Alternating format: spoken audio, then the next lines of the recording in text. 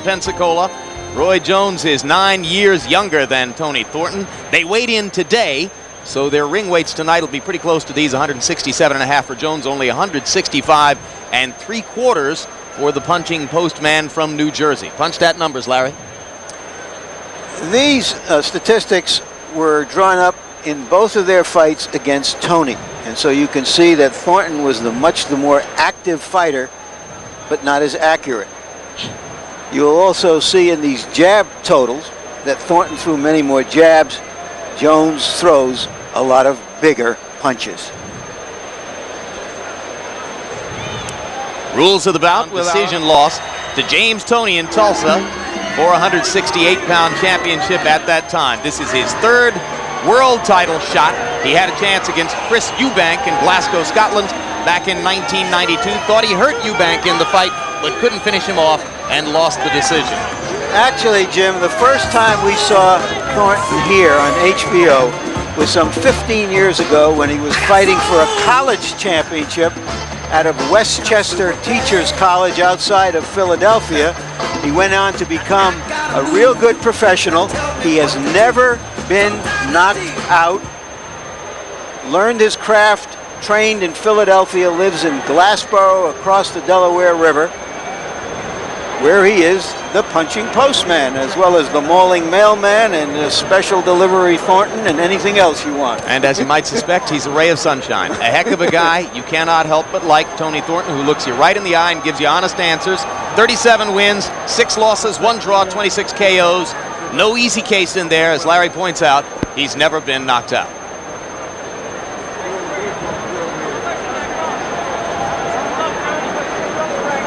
Now there's a delay as Roy Jones prepares to come out of his dressing room. And the crowd gets ready.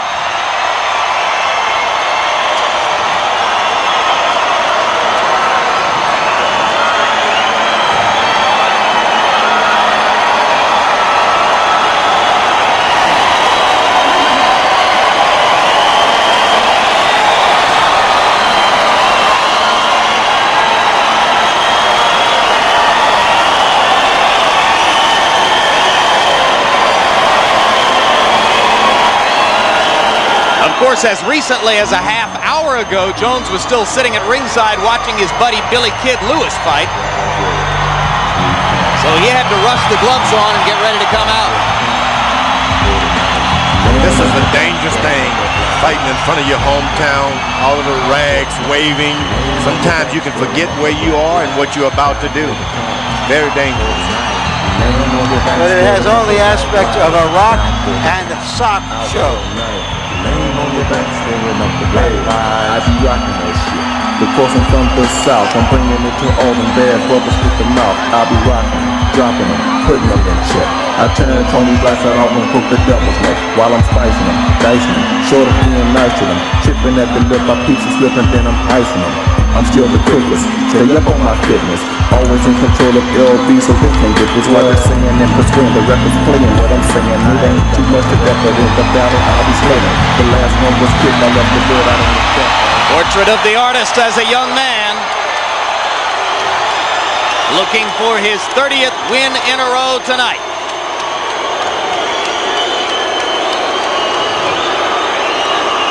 "25 knockouts in his 25 wins.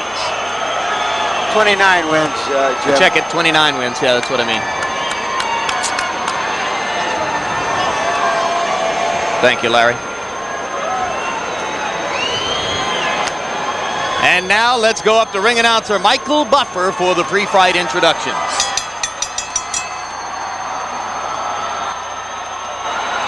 Ladies and gentlemen, good evening and welcome to the Civic Center here in Pensacola, Florida, where tonight Square Ring Incorporated, along with your undisputed, undefeated king of beers, Budweiser, this Bud's for you, present 12 rounds of boxing for the Super Middleweight Championship of the World. This bout is sanctioned by the International Boxing Federation, President Robert W. Lee, and the Florida State Boxing Commission, Chairman Dr. Jack Gugino, Vice Chairman Alvin Goodman, who will also supervise at ringside for the IBF. Commissioners Terry James, Eric Riley, and Alita Waldman. Executive Director Don Hazelton.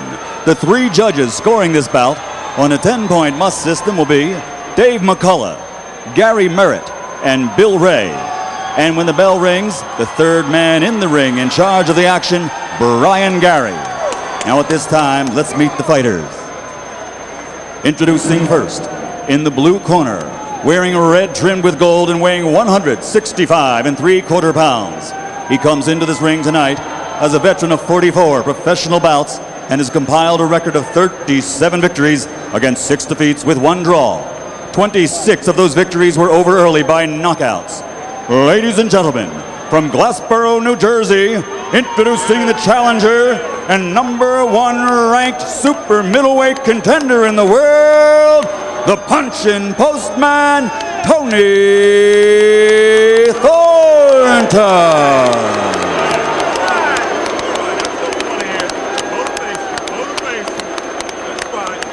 And his opponent across the ring in the red corner, wearing aqua and weighing in at 167.5 pounds. In 1988, he was voted the Olympic Games most outstanding boxer. He captured a silver medal, and since turning professional, he has 2 world title belts and a perfect record of 29-0. His punching power has earned him 25 knockouts, 15 KOs in 3 rounds or less, 6 KOs in the very first round, and he is considered by many to be, pound for pound, the best fighter in the world today. Ladies and gentlemen, from Pensacola, Florida, presenting the undefeated super middleweight champion of the world, Roy Jones Jr.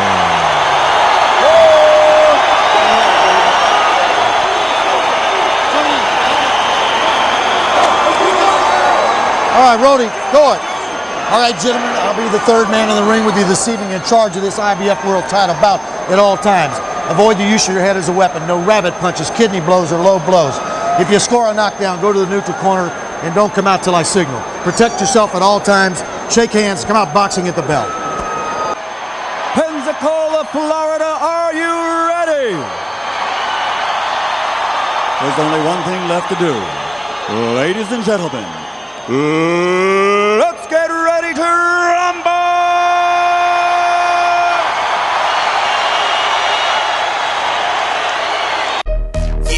Yeah. Hex in this motherfucking Quad City. You said, Jim, that Thornton was a very honest, straightforward man, and he is. And when we asked him, well, how do you beat a Roy Jones? He said, you tell me. Well, now he's got to tell us. He said very candidly in a pre-fight press briefing, it would be bogus to say I can outbox the guy. How do you outbox him?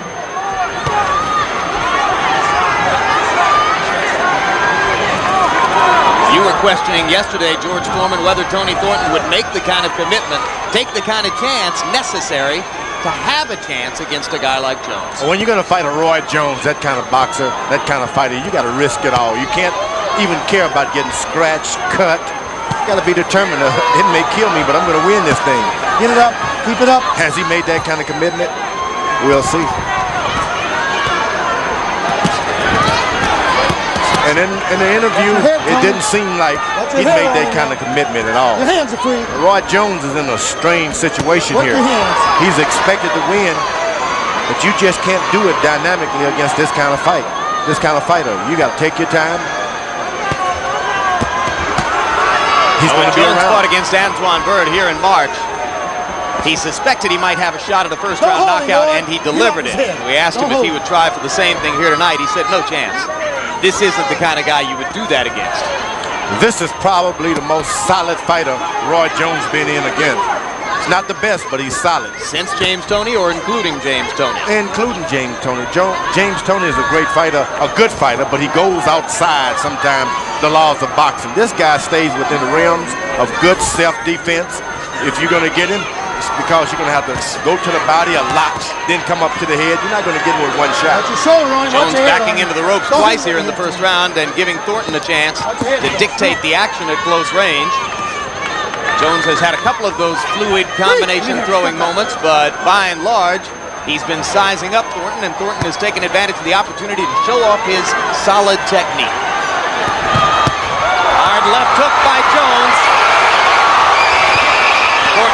correcting himself as Roy tries to come with another left hook. Thornton is very solid. You finish doing what you're going to do, then he gets right back on you with his constant solid. I hit you now and then on the body, in the chest, on the arms. Thornton works very hard all year round as a solid, well-conditioned fighter.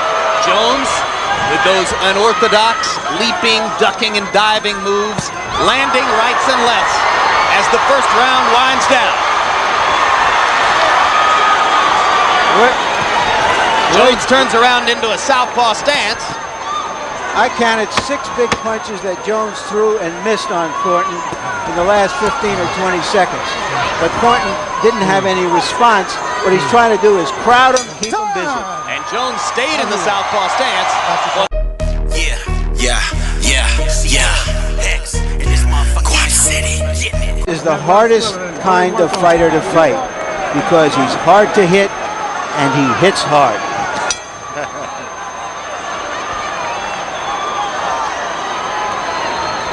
Round 2 begins. Jones comes out in his conventional stance, back to the usual routine, and throwing the jab, something he didn't do against Tony in his most noteworthy performance.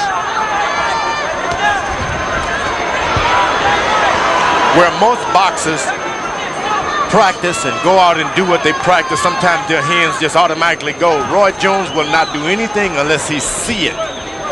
That makes him hard to hit because after he throws that punch, he's looking at your shoulder to make sure he's not going to get hit back. And he has enormous confidence in his own intelligence. Roy is pretty convinced that he sees everything well in the ring and can think of what to do next. He doesn't look for answers, he thinks he has them. Step back, got you. Action slowing a little bit in round 2 as Thornton is reluctant to throw punches here. Roy Jones is smart. He's starting to land some body punches too.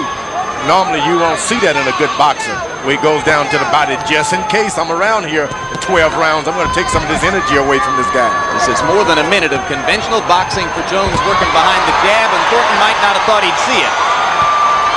Now Roy getting fancy as he polo punches with the right hand. Thornton not quick enough to stop Jones's combinations, and now Thornton moves forward and momentarily stops Jones from punching by throwing his own. Jones may get hurt, but he never loses focus. He stays focused, stays in the old orthodox stance. Why? Because you can only clown so much. Oh! Low blow by Jones. Referee Brian Gary steps in and says, get him up. All right, that's it. Keep it up.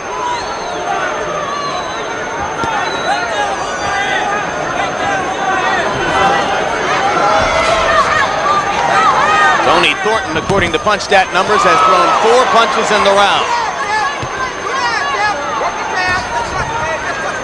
Now there are a couple of pawing lefts from Thornton. In his last fight against Vinny Pazienza, Roy Jones pitched a shutout in the 4th round, when for the first time in punch stat number history, Pazienza didn't land a punch in an entire round. It had never happened before. Thornton was able to land 1 jab. Now to the outside observer, that means nothing. But hey, he had not been able to land 1 jab all night. Now he's got 1 in. Next time you get 2 in, and you're getting closer and closer to reaching Roy Jones. You got to climb a mountain 1 hand at a time. That's it, 1 punch at a time. It was before the bell. It was before the bell. 6. Thornton gets up easily You all right, Tony? to beat the 8 count. And now that's the end of round number 3. Back from it. You know better than that. Okay? Here it is. Reflexes and power like this are rare to see. It's like seeing a combination ballet dancer and bouncer. What a punch. He puts no body into his punches either. All fist, like hands of stone. But his shoulder gets into it. Yeah. Hex in this motherfucker. Quad City. He's got a good forearm there. something. There's nothing in that but Number 3. fist power. Let's do it. Well, let's face it, he's unbelievably strong for 168 pounds. There's growing discussion about whether he can someday fight heavyweights. Unbelievably strong is a good word. Come on now, keep him up. Come on. Let's go. Jones in that round, 31 of 84, 37%. Thornton landed 5 of 18 punches in round 3. Or round 2, I should say. Thornton in trouble. Can't punch back. Come on, Tony, gotta fire. Gotta fire, Tony. Gotta fire. That's it. That's it. That's it. That'll do it. All right, Tony. All right, brother. Too much. His shoulder hurt. Too much. The referee did him a good favor. Thornton pointed to his left shoulder. He's had problems with his left arm in the past. Less than a minute of third round action. Jones threw 58 punches, landed 37, and Thornton didn't throw a punch. And that yields this kind of one-sided punch stat profile at the end of 2 rounds plus, and this is just an amazing performance. Now, what do you tell a fighter? How do you fight a Roy Jones? I'd have to go back to the drawing board if I had a fighter, train a fighter, and tell him what to do now. I know how I'd fight him. First class to Europe. And avoid the ring. Larry? All right. Roy Jones is leading his own parade right now. Congratulations, Roy. Thank you. For someone who wants to fight before his hometown fans, you don't seem to want to fight very long here. This is in 2 fights, you've gone about 3 total rounds. Give us your sum up of the fight. Well, first of all, I thank God for giving me the opportunity to do things I did and to do things that I am able to do for keeping me healthy, having my hands stay healthy, and doing a terrific job. Pensacola is a wonderful place. I love everybody to come out and support me. They pump me up so much that it makes me want to go ahead and turn some stuff loose. I ain't got no patience to be waiting, you know. I just want to go ahead out there and do what I got to do, so, you know. So you're saying that the crowd turned you on, and nobody seems disappointed, however, by a short fight. Well, yeah, they turn me on a lot, and if a guy makes a mistake, ding dong, rain on the go, Bill. What was the mistake then? Actually, I set him up with a jab, head, jab, body. I kept jabbing up, jab down, jab up, jab down. I noticed in the Tony fight that when you throw 1 or 2 punches at him and get him used to him, he won't react to it, no movement after that. So I set him up and made him get lackadaisical after the jab down. And I jabbed up and fake jab down and came with a hook instead. Surprise. It seemed about 20 or 25 seconds before the end, you saw something that you stunned him or that he was hurt in some way, and then you jumped on him. Is that true? Yeah, see, I'm like one of them roosters. I got there, what's up in the black hat farm? Everybody in the chicken business. I get out there, I see a guy, I get the eye on him, I see I got him hurt, got to get him. Be careful, Ben, I get you like that, but you all right with me. You told us about your roosters and what you've learned about prize fighting from watching your roosters. Repeat that. Yeah, well, roosters, a good rooster is a rooster that fights like myself or like Salvador Sanchez. A good rooster stays on top of the other rooster, won't let them think, just keeps him frustrated the whole night. And that's what my goal is to go out there, keep my opponent off balance, keep him shook up, and I get him. All right. And one more thing, for Don King, it don't take 25 minutes for me and Nigel being in a fight. All it takes is guarantee me 10. Let me know I'm going to get my money up front with none of the other stuff. We can do it. You know what I'm saying? All right. Nigel's a great fighter. He's a great warrior. That's why I want to fight. All right. Roy, only the great ones can promote their next fight while they're still in the last one. You're looking at a great one then. You're looking at a real good one. All right. There are fighters out there. There are fighters out there like Ben, like Stevie Collins, like Frankie Lyles. They can make the most money for fighting you, but they don't seem that interested. So what do you do? Well, what I do is keep milking my way around, taking whatever come up next. I got Brian Brennan next, I think. Be careful, son. Punch kind of show up. And I ain't sure who after that, but whatever comes up in line is what I'll take. And I don't mind. I'm in boxing to have fun. Nike got my back, you know. Hey, I'm having fun. I'm enjoying myself. God is good to me. I like to see the world come together in unity. I like to see people come out and support me. My sparring partners, Jason Papillon, Keith Mullen were great. Everything was terrific. Thank you, Roy.